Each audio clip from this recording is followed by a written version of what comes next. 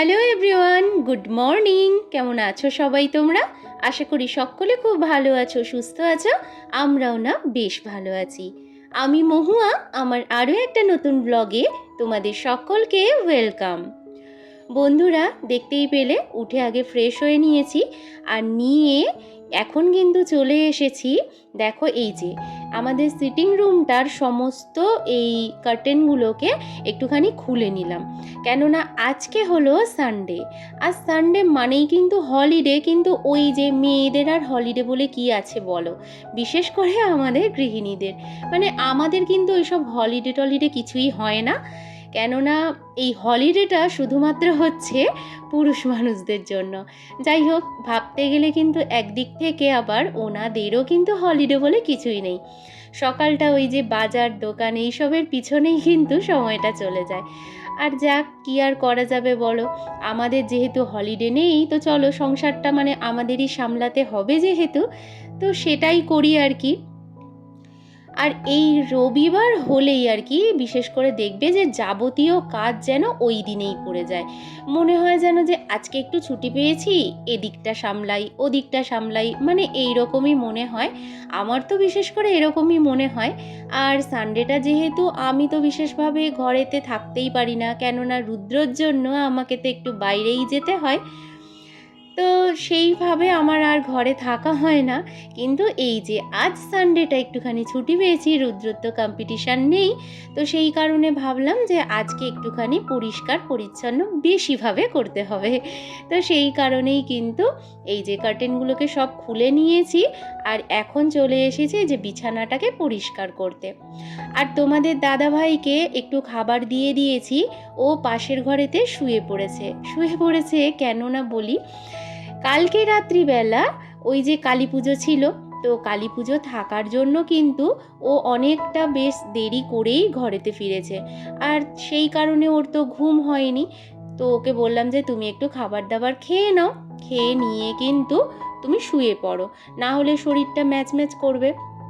তো দেখো, তোমাদের দাদাভাই একদম সকাল সকাল আজকে বাজারটা করে দিয়েছেন, দিয়ে আর ওই যে ঘরে শুয়ে পড়েছেন। তো আমি ওই ঘরের টেবিলটাকেও পরিষ্কার করে এলাম। প্রত্যেক দিন না মাত্র 30 মিনিট, এই মাত্র 30 মিনিট কিন্তু হাতে সময়টা পেলেই 30 মিনিটের মধ্যেই আমার কিন্তু বেডরুম বলো বা কিচেন বলো, এগুলো কিন্তু ক্লিন করা হয়েই যায়। মানে প্রত্যেকটা দিন একটুখানি দেখবে সময়টা দিলে, বিশেষ করে আমাদের এই গৃহিণীদের এই সমস্ত কাজগুলো কিন্তু করতেই হয়। মানে ওই বেডরুম ক্লিন করা, আর রান্নার জায়গাটা, কিচেনের কাজটা, যেহেতু আমরা ওখানটা রান্না করব, তো প্রত্যেক দিন তো আমাদের ক্লিন করতেই হবে। তো সেই কারণেই কিন্তু এই কাজগুলো করা।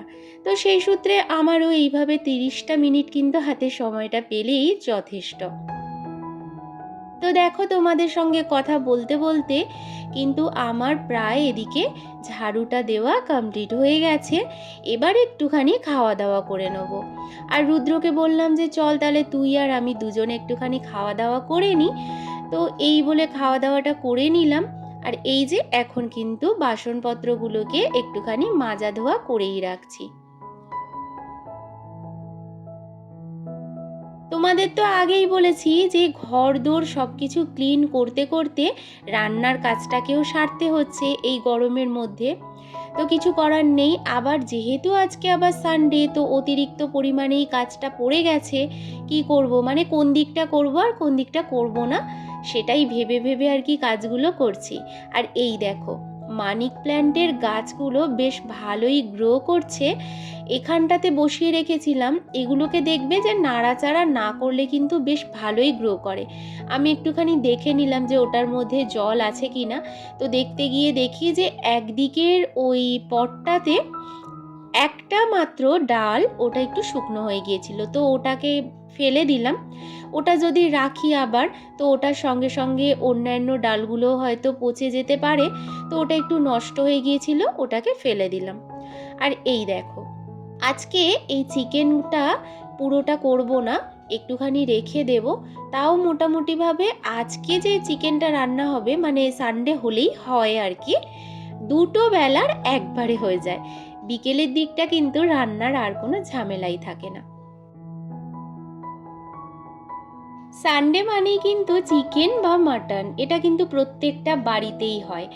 সানডেতে যদি চিকেন মাটন না হয়, ওই যে বাচ্চারা আর কি খেতেই পারবে না, আমরা বড়রাই খেতে পারি না, তো আর বাচ্চাদের মানে একটা দিন যেহেতু ছুটি থাকে, ওই দিন মনে হয় বেশ একটু জমিয়ে রান্না বান্না করে খাওয়া দাওয়া করলে ভালোই লাগে।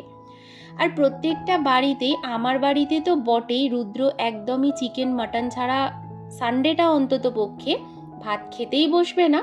আর শুধু আমার বাড়িতে কেন, আমার মনে হয় যে প্রত্যেকটা বাড়িতেই কিন্তু বাচ্চারা এরকমই বায়না করে। কি বন্ধুরা, আমি কি ঠিক বললাম? আমার তো সেটাই মনে হয়।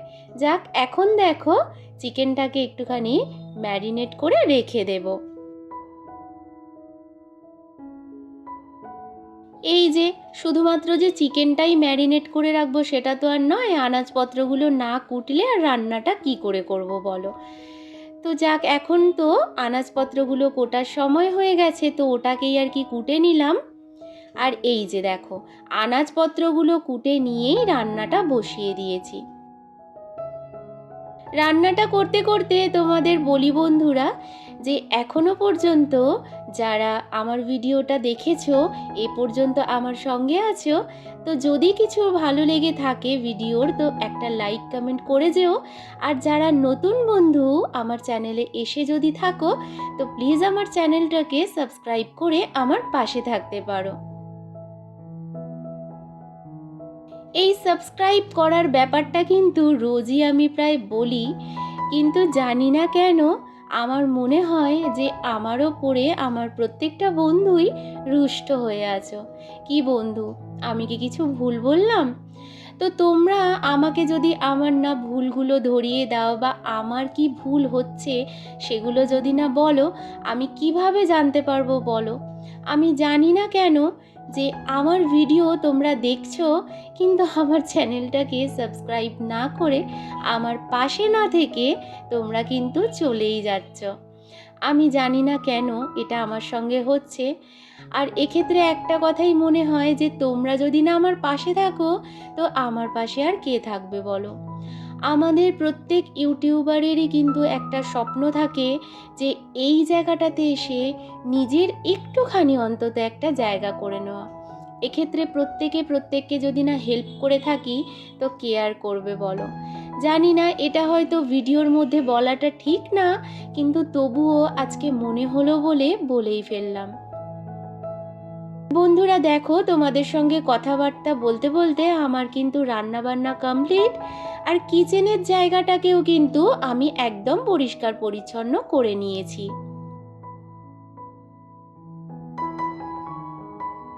বন্ধুরা, আমার ভিডিও তোমাদের কেমন লাগে অবশ্যই কিন্তু কমেন্ট করে জানাতে ভুলো না। তোমাদের এক একটা কমেন্ট কিন্তু আমাকে আরও নতুন নতুন ভিডিও বানাতে মোটিভেট করে। আমি মাঝে মাঝে কিন্তু ডিমোটিভেট হয়ে যাই, তোমাদের কোনো কমেন্ট পাই না, কোনো কিছু রিপ্লাই পাই না, লাইক পাই না। তো এই কারণে কিন্তু ডিমোটিভেট হয়ে যাই। কিন্তু কি করব বলো, তোমাদের কাছে হেল্প চাওয়া ছাড়া আমার কিন্তু আর কোনো রাস্তা নেই। তো এখন দেখো, এই যে খড়দরটাকে ভালোভাবে ক্লিন করে নিচ্ছি। মোছামুছি করেই কিন্তু স্নানটা সারতে যাব। কাচাকাচিটা তো করা হয়েই গেছে।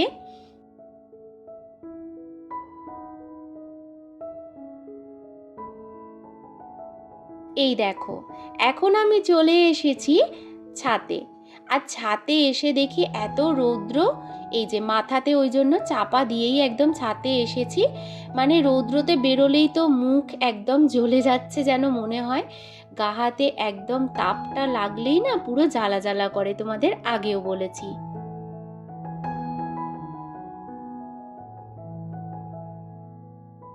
বিকেলবেলা এই দেখো উঠেই আগে বাসনপত্রগুলো মাজতে চলে এসেছি, কেননা একটু খাওয়া দাওয়া করে ওই যে একটু ঘুমিয়ে পড়েছিলাম। আজকে তো সানডে, তোমাদের বললামই, আর সানডে মানে একটু ঘুমোবো না সেটা কি হয় বলো তো? তো একটু ঘুমিয়ে টুমিয়ে তারপরে এই যে বাসনপত্রগুলো মাজামাজি করে নিলাম। আর এই যে উপরে যে জামা কাপড়গুলো সেগুলো এখন নিয়ে চলে এসেছি, একটু ভাঁজ করে রেখে দেবো।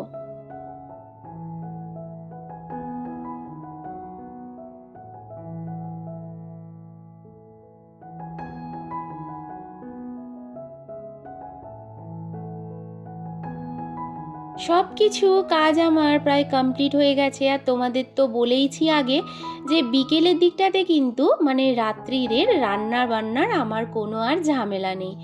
এই যে কার্টেনগুলোকে এখন নিয়ে চলে এলাম এই ঘরে, আর এখন এগুলোকে পরিয়ে নেব। আজকে কিন্তু একটা ঘরেরই পর্দাগুলোকে আমি খুলে নিয়েছিলাম, আর ডাবল করে কিন্তু দুটো ঘরের আর খুলিনি, কেননা দুটো ঘরের খোলাখুলি করতে গেলে আবার বেশি ঝামেলা হতো। আর দেখলেই তো আমার ছাদে কিন্তু মেলার সেভাবে কোনো জায়গা নেই, খুবই ছোট জায়গা। তো চলো এখন তাহলে সন্ধ্যাটা দিয়ে নিই। আমি তাহলে বন্ধুরা আজকের মতো সন্ধ্যাটা দিতে থাকি আর তোমাদের কাছ থেকে বিদায় চেয়ে নিচ্ছি। তো বন্ধুরা, আমার ভিডিওটা তোমাদের কেমন লাগলো অবশ্যই কমেন্ট করে জানিও। দেখা হবে নেক্সট আর একটা ভিডিওতে।